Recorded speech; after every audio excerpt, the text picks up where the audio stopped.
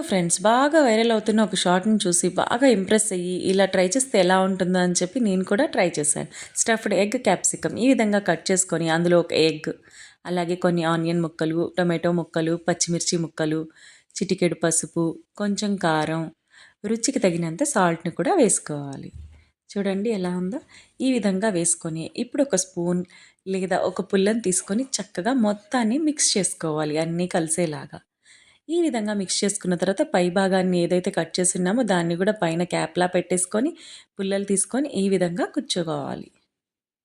చూడండి చక్కగా మిశ్రమం బయటికి రాకుండా ఈ విధంగా కుచ్చుకొని ప్యాన్‌లో ఆయిల్ వేసుకొని, అందులో ఈ క్యాప్సికమ్‌ని కూడా వేసుకొని, ఒక 10 మినిట్స్ పాటు లో ఫ్లేమ్‌లో కుక్ అవ్వనిస్తే వావ్! చూడండి ఎంత చక్కగా అయితే రెడీ అయిందో. బిలీవ్ చేయండి, నిజంగా సూపర్ టేస్టీగా ఉంది. ఇది తయారు చేయడం చాలా సింపుల్ కదా!